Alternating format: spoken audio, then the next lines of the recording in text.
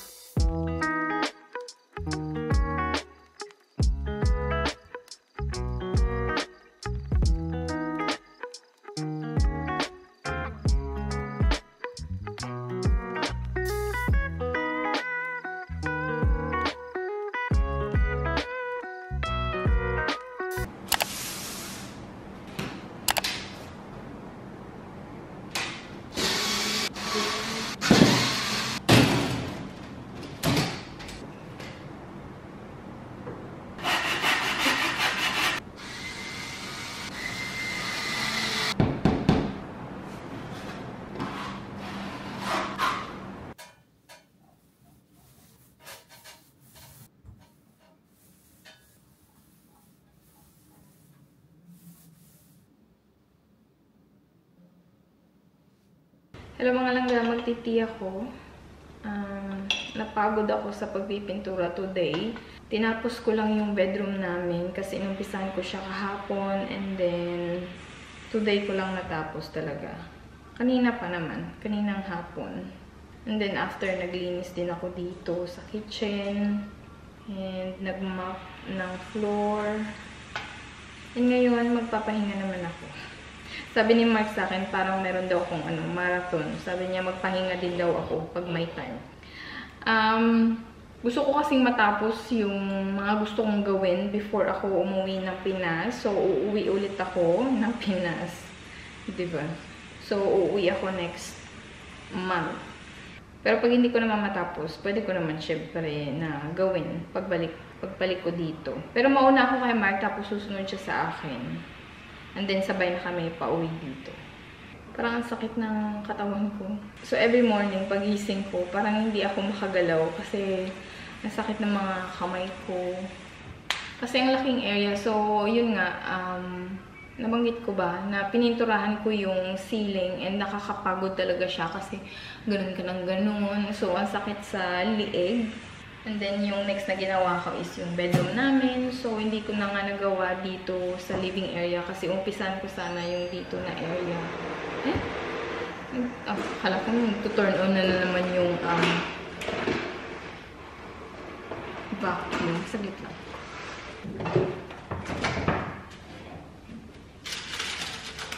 Meron akong ginawa kanina, yung pretzels. Nilagyan ko lang ng chocolate. So, minelt ko yung Lindt chocolate. And then, nilagyan ko... Ano ba?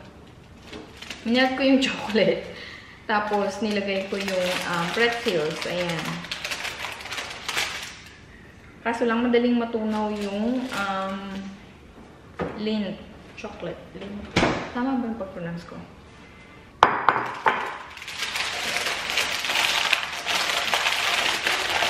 Nilagyan natin dito.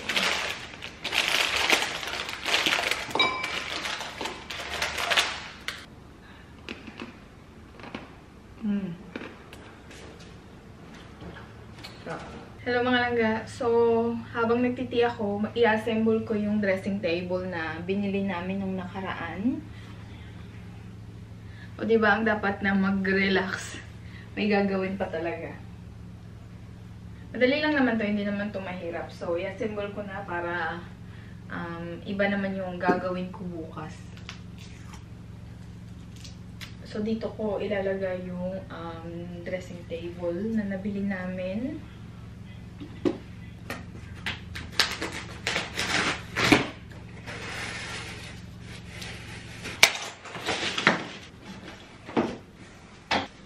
Ang bigat ng legs niya.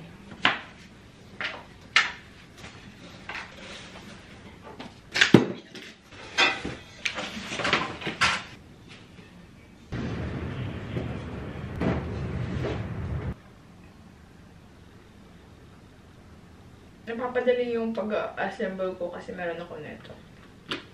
Yung rechargeable, ano ba tawag ito?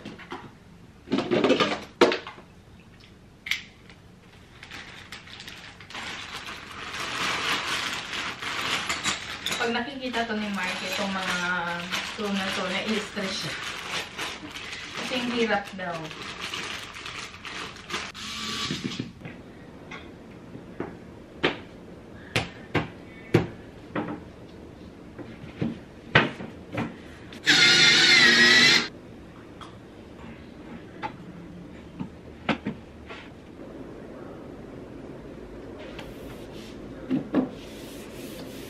So, tapos ko na yung dressing table and bukas ilalagay ko dito yung mirror.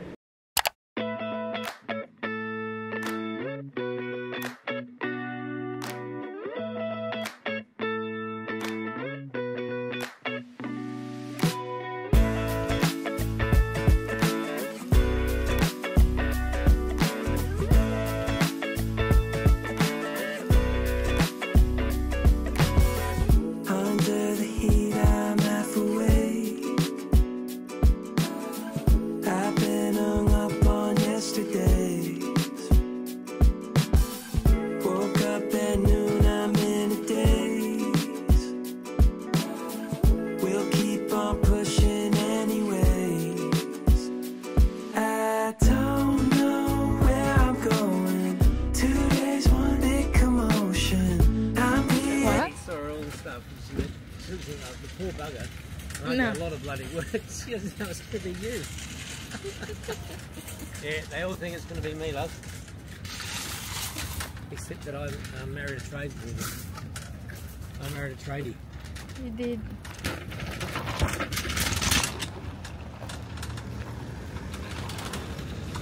Do you think it's this one? The other one. This one. In there? Over there. That one. Oh, yeah, this one. Can you assemble this? Me? No chance. I'd pay for someone to do it. Well, I have done it before, but there's always 3 or 4 screws left over, Yeah. and it's a bit wobbly.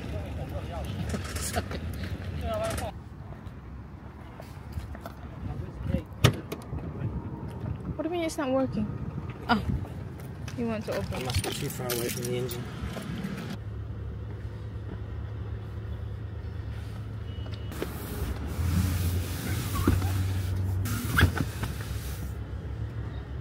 It's supposed to do one big job at a time, isn't it? Went to Freedom Furniture today, as well as IKEA, and we've decided to get one of these low machine washable floor runners. Yes. So we've always wanted to have something behind, even though we've only been here for 2.5 weeks. So I can't really say always wanted, but you know what I mean. And Diana's got to unpack all the boxes. Tingnan nyo, ang dami naming pinamili. Massive Ayun. job. Ayan, a-assemble pa ako ng cabinet na ilalagay dito. Ayan. Oh my God. It's a big job. Ooh. Oh! That's nice. Gusto ko kasi washable siya. Yeah. Nice. Very nice. I like it. Yeah. So, dito. Dito yung mga bottle kasi wala pa kaming filter. What do you call that? Water purifier. Water filter. We're going to get that person around soon, but Yeah. haven't done that yet. Hmm. Much to do. Mamaya ko na ayusin. Lalagyan ko ng ano dito. So what do you think? Wait. Yeah, nice. I like it. Yeah. Di ba?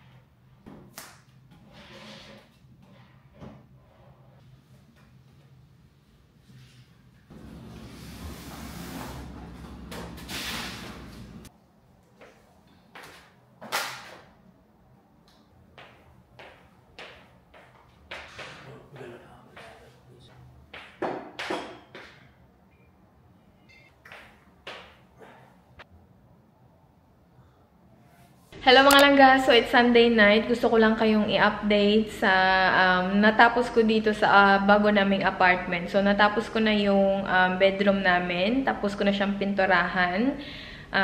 Bukas ko na lang papakita sa inyo kung ano na yung itsura. Kasi ando na si Mark. Matutulog na kasi kami. Anong oras na?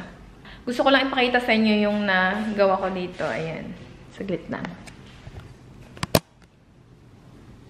So, nabili namin yan kahapon yung cabinet and then inassemble ko na din siya kagabi.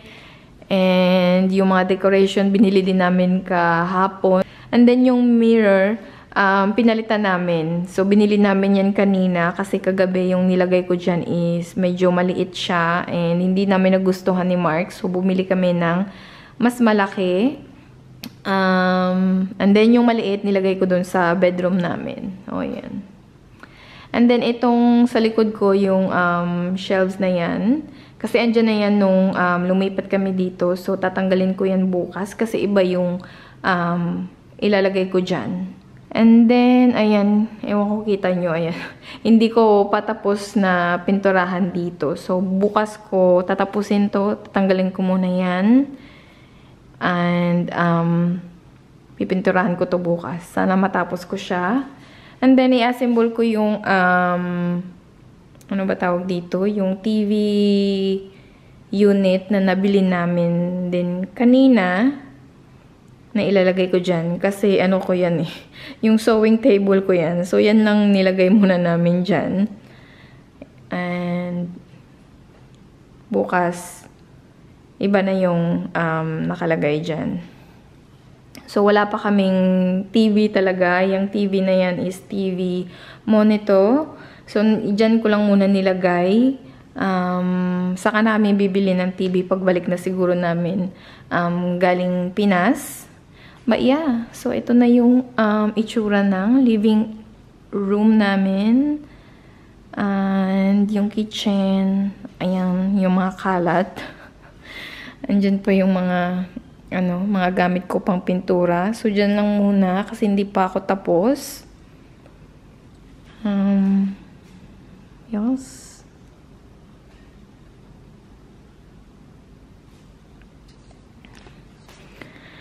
Nagustuhan ni Mark yung ginawa ko dito, 'di ba? Ewan ko. Bibili pa siguro ako ng mga pang-decoration dyan. Pero, yan lang muna. Kasi, this week, maglalagay ako ng mga, pang-Easter na decoration. So, anyway, mga langgay, close ko na yung vlog. So, thank you so much for watching. And hope to see you on my next one. And enjoy life, Anteca. Bye!